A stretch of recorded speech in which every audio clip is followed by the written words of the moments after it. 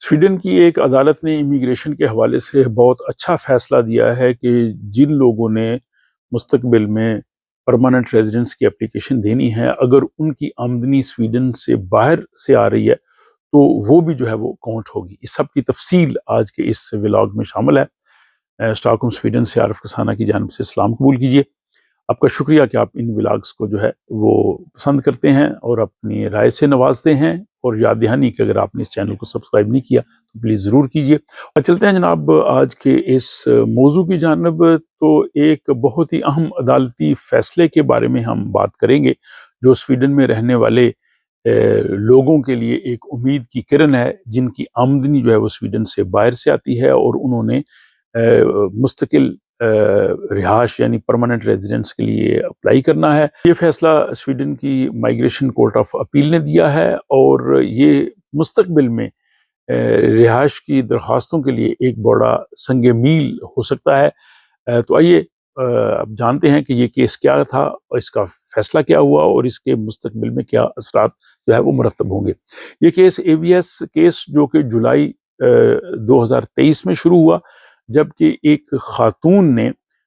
عدالت میں جو ہے وہ اپیل دائر کی اور اس نے دستاویزات سے ظاہر کیا کہ اس نے جو اپنی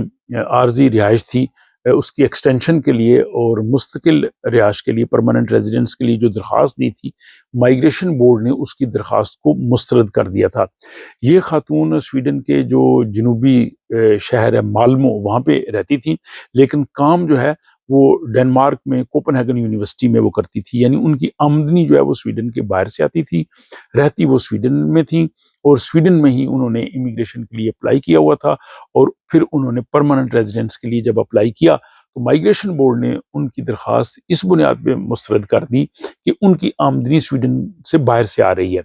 اب وہ جو ہے وہ کوپن ہیگن یونیورسٹی میں کام کرتی تھی، وہاں انہیں 30,000 ڈینش کرون تنخواہ ملتی تھی، جو کہ سویڈش کرنسی کے مطابق تقریباً 46,000 سویڈش کرون بنتی ہے، یعنی اس کا آمدنی کا کوئی مسئلہ نہیں تھا۔ اب مسئلہ یہ تھا کہ وہ اپنی آمدنی میں ٹیکس جو ہے وہ ڈنمارک میں ادا کر رہی ہیں، اور سویڈش جو مائیگریشن بورڈ ہے اس نے یہ دلیل دی کہ جو ان کی آمدنی جو ہے وہ سویڈن میں اس پہ ٹیکس نہیں لیا جا رہا، ان کی آمدنی غیر سویڈش ٹیکس شدہ آمدنی ہے، جو ان کی مالی خود کفالت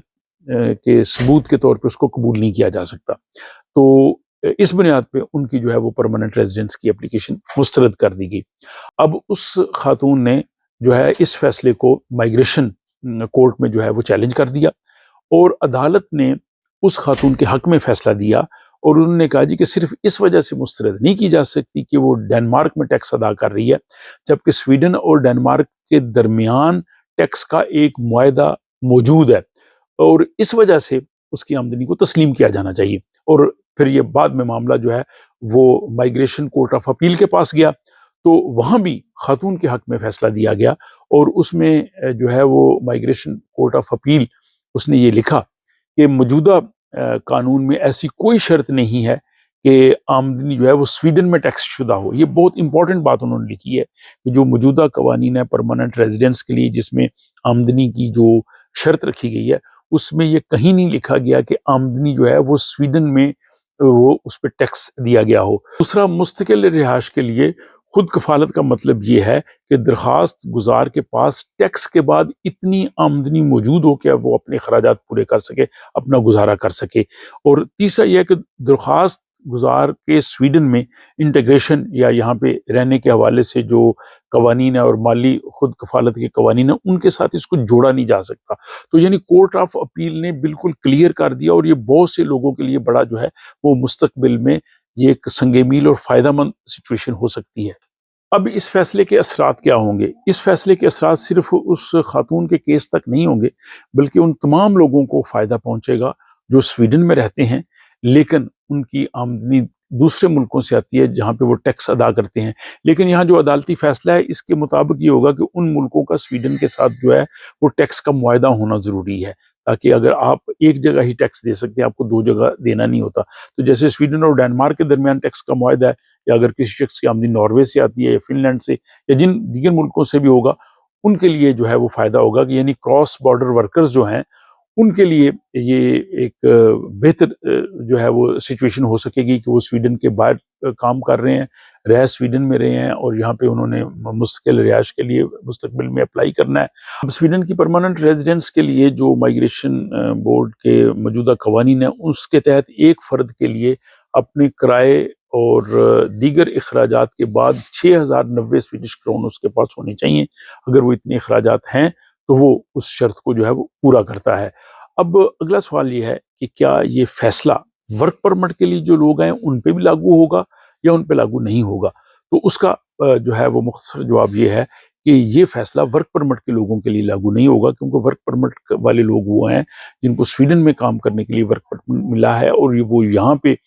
ٹیکس پے کرتے ہیں اور ان کی آمدنی کا سورس ایک ہونا چاہیے، ایک سے زیادہ نہیں ہونا چاہیے۔ تو یہ ورک پرمٹ والے لوگ جو ہیں ان پہ نہیں ہوگا، جو دوسرے لوگ ہیں ان کے لیے ہو سکتا ہے۔ اب اس حوالے سے ممکنہ مستقبل میں کیا تبدیلیاں ہو سکتی ہیں؟ تو سویڈن کی حکومت آپ کو پتہ ہے کہ مستقل رہائش کے قوانین کو مزید سخت کرنے کے لیے منصوبہ بندی کر رہی ہے اور اس کے لیے جو ہے وہ